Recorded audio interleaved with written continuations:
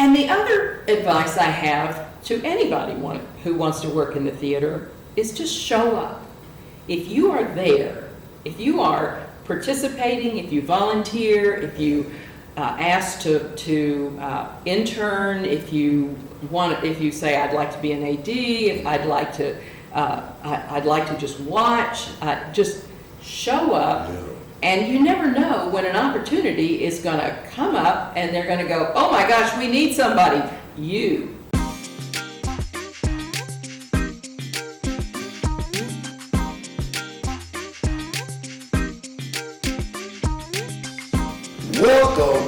Welcome back to The Fame. I am your wonderful host, Brandon Morgan, and I'm sitting here with Miss Rebecca Udden, the artistic director of Main Street Theater right here in Houston. Hello, Becky. How are you doing today? I'm great. Great. Good to be here. Yes, glad to have you here. Glad to have you stop by and talk to us for a little while. Mm-hmm. So, just make it easy. Just a brief intro for anyone in the world who may not know of your goodness and greatness.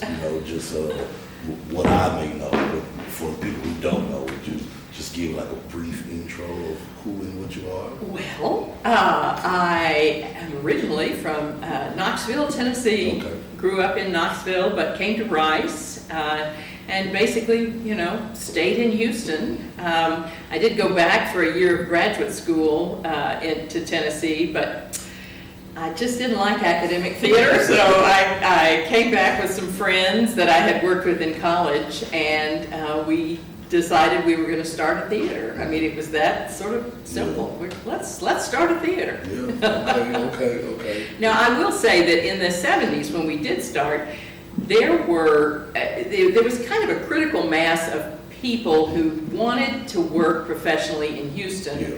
but didn't want to have to do the dinner theater route, and the alley wasn't really hiring locally. So we were founded Stages, the ensemble, and at the same time there was Equinox Theater, which lasted about 5 years, and then Chocolate Bayou lasted about 20 years. So there were, at that moment, there were a bunch of theaters that were founded. Gotcha. And many are still here. Yeah, and so are you. Yes. So I must ask, how long has Main Street been here? We are in our 48th season. 48 seasons. 48. That is amazing. Yep. That is such a blessing. And I'm so glad for it to be here. I've worked here a couple times. Oh, yeah. I have. So it's wonderful to know that the legacy. So with that legacy, like what keeps Main Street alive? Like what keeps you going? Like what keeps that fire lit? To keep making the stories. Well, we have our 3 programs. We have the main stage, which is here in Rice Village, but we also have our Theater for Youth, which we work at over at the Match in their Matchbox 4, and then we have a very vigorous education and youth outreach department. So one of the founding principles of Main Street Theater was to provide paying, challenging work for artists. So the plays we pick, the work we do is all sort of has, is this going to be interesting for the cast to work on, and does this really provide some jobs for people? So, that's everything we do has those things in mind. Is this challenging work, and are we going to be able to pay people? well, paying people is definitely very important. As a working artist myself, yes. Definitely, that. I mean, it's not so much like the pay. It's just like theater is truly like a labor of love. It is. There's so much more free labor of love that goes into it, no matter the amount of. No matter what you're paid. Yeah. I tell people I would do this if I was homeless. I would, but luckily I'm not. Yeah. So let's try to work something out where we both can benefit from the job. Yeah. From the job. So what is gonna be next for Main Street? Like when the legacy is done and the dust settles, like what is the legacy that we leave here? What does Becky leave us with? Like what is the tagline? The tagline. Well, all right, so I'm in my 48th season. Yes. In 2 years, we'll celebrate our 50th anniversary. And I hope that we will be able to continue doing the kind of plays that we do. I hope that our next artistic director will have the same curiosity that I do. The audience, but not for a while, though, right? Not for a while, but our audience is very curious. That's one thing we know. They like material that they haven't seen, or that we're presenting in a way that they've not seen before.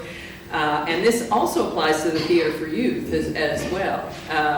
So, as long as we've got a curious audience and can, find the plays that pique that curiosity, I think we'll be in good shape. Yeah. So, Becky, what are the challenges of having a theater and just creating a theater from the ground up? Can we just start there? What does it take? Is it hard? Well, I would not imagine it's easy, but it is not easy. But the first thing is the space. You have to have a space to perform. Yes. And we were lucky that when I had been at Rice, there had been a theater that operated out of Autry House, which is where we were founded. And that theater had, the man who had run that theater, he did experimental new plays, had abandoned the company, and I got a job working as the secretary to the priest that ran the Autry House. And so from there, we started doing some poetry readings, and finally, we had enough people working on the readings that we said, okay, we've got a group of people here, let's do a play. And, we did. And it was nice being in the Autry House because we didn't, it was a nice clean space. It wasn't like a bar in the middle of nowhere. It was a nice clean space, but it was, the room we used was a cafeteria by day. They served lunch every day. So we'd come in the late afternoon, we'd move all the tables out of the way, we had to take all the salt and pepper shakers and the sugar off the table, put them aside, we'd do our rehearsal or set up our set and have our performance, and then at the end of the evening we had to put all the tables back. So in a way it was good. It trained us to be very lean in our production because we couldn't have anything permanent. And we could focus on the acting, and the just the sort of interpretation of the play. So we didn't have to worry about big fancy sets because we couldn't put them up. And we were able to have a good lighting grid in that room. It was nice. But then after about 8 years, Father Worrell said, I think it's time you got your own place. And we found this warehouse over in Rice Village, and it took us about 2 years to convert it into a performance space. I would not say we converted it into a theater, but we converted it into a performance space. And sort of, that was when we really stepped out on our own, because we always had the kind of safety net of Autry House. But once we got into Rice Village, we knew this is where we wanted to be. We wanted to be in Rice Village, and had our kind of makeshift theater, and we opened that in '82 and immediately started doing Theater for Youth as well as theater in the evenings. In fact, there was one season we had a full-time staff of 6 we all did the acting. We did the directing, we did the sets, we did the costumes, and we sold the tickets. And so we would do a children's show in the morning, and then we'd have classes in the afternoon, and then we'd switch over to a show in the evening. And one year, we got the really ridiculous idea that we would add a 3rd series on Monday, Tuesday, and Wednesday aimed at middle school kids and families. And it was crazy, but we were young, and you can do that when you're young. So it was a real roller coaster for about 15 years, just to try to get it off the ground and get enough money in to pay people well. no, we never paid people well, but we paid people at least every week. And then it just grew organically. And then we got the Chelsea Market. Then we took over Chelsea Market, and that's when our Theater for Youth really took off, because that was a larger space. And we had to convert that one too with our own hands. And I was beginning to get a little tired by then, but there were enough of us that were passionate about what we were doing. I think that's the key to Main Street is it's always been a group effort. I mean, people see me as, oh, you're the artistic director, but there's a horde of people behind me that made this happen and wanted it to succeed. So even in the rough times, people were there to make sure that we kept going. So once we got the Chelsea Market and our Theater for Youth really took off, that was, we got a little bit higher profile. We were able to get our budget, obviously, ballooned. And then, there were times that we had to shut down for a couple of months because there just wasn't any money, and we had to just wait and try to raise some. But those were few. Just, we had a couple of those over the 48 years. But once we got the Chelsea Market, things really took off. And then when they were starting to think about Match, they approached us because they wanted a children's component, and we were eager to get a new building. So then at the same time, our landlord was going to sell this building. So we had to decide, well, do we want to buy this building and renovate it, or do we want to try to find something else? And we realized that really staying here was what we wanted to do. And in the same year, we opened the newly renovated Times Boulevard and opened at Match. So within the same month, I think we were moving into two brand new spaces. I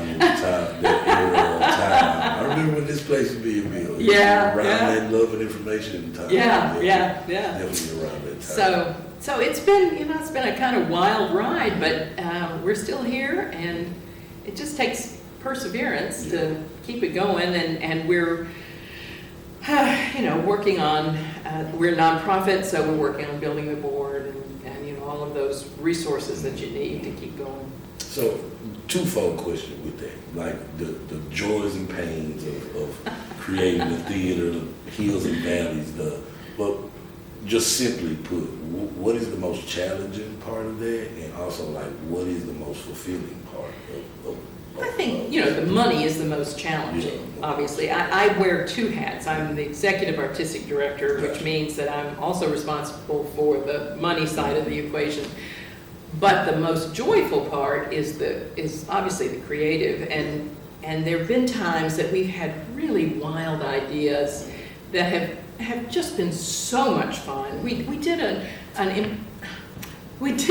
a sort of a satirical television show once, Be My Guest with Irving Middleman, starring Steve Garfinkel as Irving Middleman, and it was a talk show, and we had Houston celebrities who would come and sit in the theater and be interviewed by this fake interviewer, but everybody sort of bought into it and things like that. Kenny Joe Spivey brought his every night at midnight, every day at dawn, the pigs dance. Oh, I can't remember the full title. It was a crazy sketch comedy show, and he brought it over from Austin. And things like that where we were small enough and we were agile enough that we could do something like that. This may or may not make us any money, but boy, are we going to enjoy doing this. A lot of fun.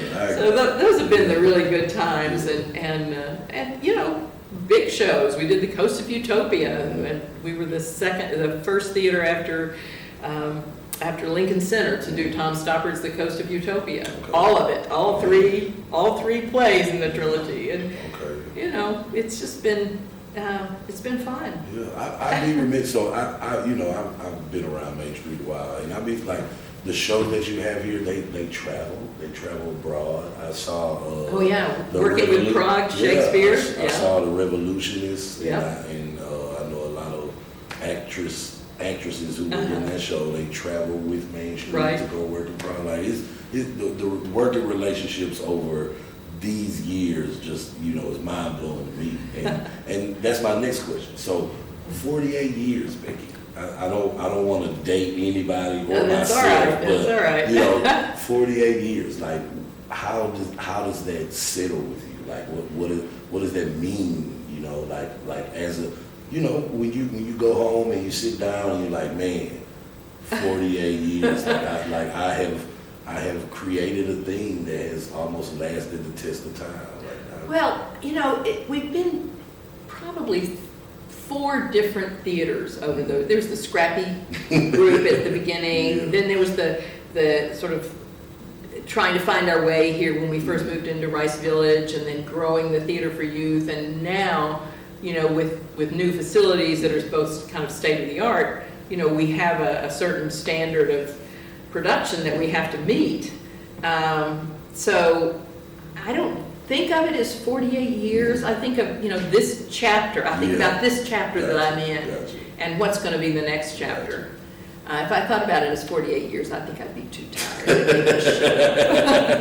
It's like you put a real number on it, now it's real. Yeah, I understand. So to not keep the numbers going, Right. But when you think of a milestone, right? Uh-huh. That would be 50 years, right? Yeah.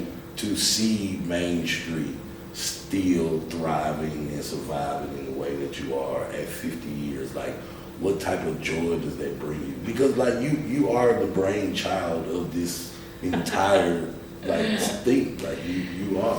So, Well, I yes and no, yes and no, because in all of the, I was talking to one of the founding people over the weekend. I was in New York, and she moved to New York a long time ago, but we were having coffee, and I was talking about, we're coming up on the 50th, and I was thinking about, there were moments in our history when somebody came in who really brought new expertise, because I didn't know anything when we started. I really didn't. I'd worked at Rice. I'd worked with Rice players. I'd done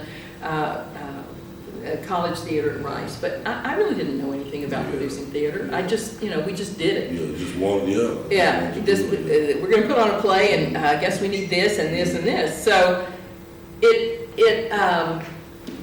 every moment when we needed somebody, that person showed up. Yeah. Somebody with a new vision, somebody with a new set of expertise, somebody, a designer who really could take us to the next level.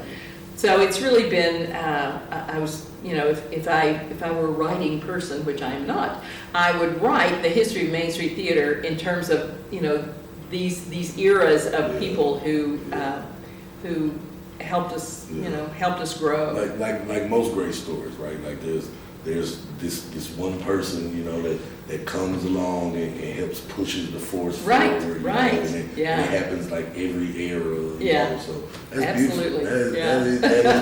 That may be a writing thing. That you might have just wrote. I might have to do it. Yeah. You might have just wrote it. So let's just talk more about this year and the season that you have. We're sitting here on your set of 26 miles. 26 miles. Yeah. 26 miles. So can we give us just like a little gist? I know you guys close really We soon. close tomorrow, as a matter of fact. Well, Yes. yes. Yep.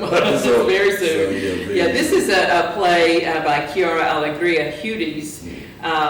She wrote the book for In the Heights, and we produced one of her plays in the Eliot cycle, Eliot: A Soldier's Fugue, a couple of years ago, right before the last thing we did before the pandemic. Panorama.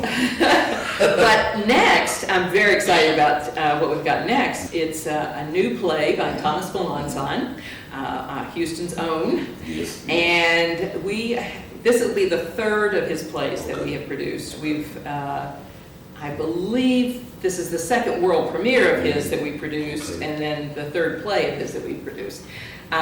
Really love working with him. He's just such a great playwright, and so much fun to work with. It's called Stagolee and the Funeral of a Dangerous Word. And it takes place in the office of an NAACP in East Texas. And they're going to have a symbolic funeral for the N-word. But the main discussion is actually a sort of, not therapy session, but two guys have gotten into a big old fight at the factory, and the judge has said the two of you have to sit down and talk this out. Yeah. Because one of them called the other one, or used the N-word, and Stagolee, the principal character, took offense, and big riot started between these two guys, white guy and a black guy. So it delves into sort of the meaning of, what the word means to different groups of people, and how it's used and where it comes from. So it's really, I think the audience will find it very, very interesting. I'm excited. I'm excited. I must say, yes, I happen to be in. And we have a great cast. It is an amazing cast. Houston royalty in acting. I tell you, being in that room, Becky, is like I'm like a real child actor, like amongst like stars. Yeah. Like, it's just going to be a great moment. It really is. I cannot wait. Yeah. I'm uber excited, over the moon to even see it and be a part of it, for sure. Yeah. And by our wonderfully led director, Oh, Mr. yes. Errol Anthony Wilkes. Yes. That guy. So what can you tell me about the working relationship you have with Dr. Meloncon? I think it's very, very a good and healthy one. Oh yeah, we've we had a reading of the play a couple of weeks ago, and I made some notes, and he and I met and just got, I said, here are my reactions to these moments, and I'm very glad that we finally arrived. Yeah. So what can you tell me about what Main Street's role could be or should be in the large scope of the Fade to Black Play Festival coming in 2025? Well, we were approached because we have a very active theater for youth, and so we're looking for a good title that will have a broad appeal and for a younger audience. Yeah. That's the thing. It needs to be like elementary school age audience. So but we're very excited to be part of the festival. I was really pleased when Denise O'Neill asked us to participate, because I love what she's doing. I think her the Fade to Black that she does every year with the short plays, it's always so good. They are always so well produced and interesting. Yeah. That's agreeable. Well, that's good. So what we like to do here on our little the Fade podcast, we have a little thing we like to say as we call it Fade It Forward, right? So it's any type of advice or constructive criticism, or anything that you would like to impart to the general audience or a specific audience for a specific cause. Actually, I have two things. Yes. So whatever that is, you can push that right into that camera right there for you, and you can just let them know what you gotta know. Let them know what they need. The first is for young actors, for people getting started, people just out of college, and a little bit further along. Slow down. Especially when they get in this room, they're talking a mile a minute, and the sound, people can't distinguish what they're saying because it just comes out as a kind of just blur. Yeah. And the other advice I have to anybody who wants to work in the theater is just show up. If you are there, if you are participating, if you volunteer, if you asked to intern, if you say I'd like to be an AD, if I'd like to just watch, just show up. Yeah. And you never know when an opportunity is going to come up and they're going to go, oh my gosh, we need somebody. You.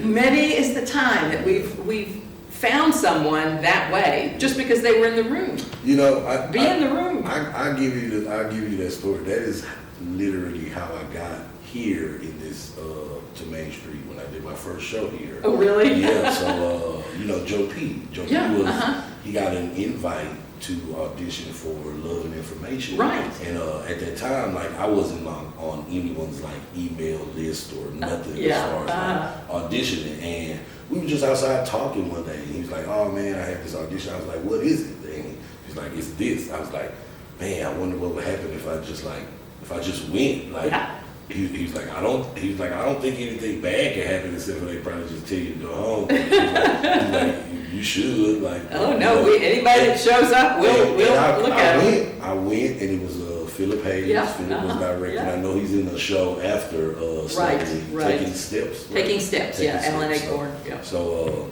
and it was Philip, and I walked in there, and he was like, "That was great." He was like, "What's your name?" I've never met you before, and I came here, and that was literally my first show at Main Street. It was like one of my first shows at a professional theater outside of the ensemble. Actually, no, it was my first one. It was Oh, the first wow. one at a small professional theater. So that was. I didn't realize. I didn't know that. I got my first equity points. All right. When that was a thing. Yeah, when that was a thing, When yeah. that was a thing. So yeah, I like just showing up is definitely rooted in my being. Like, Yeah. you know, it's the best that I can do. Like, you know, if you show up, half the battle is won. Yep. So yeah.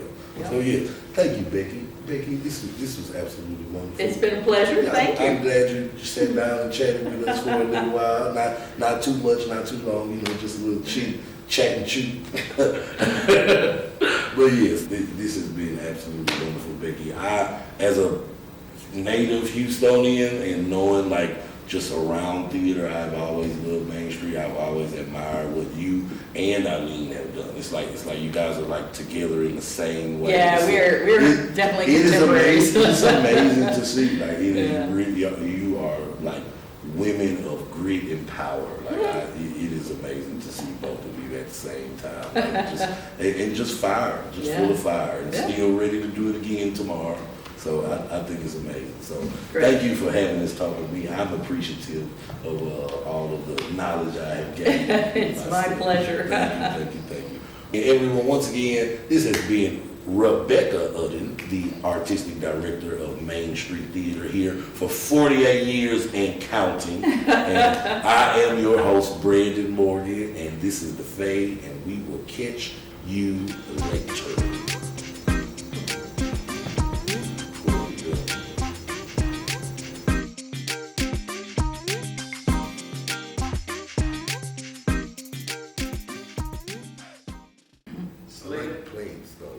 Brandon, put your finger right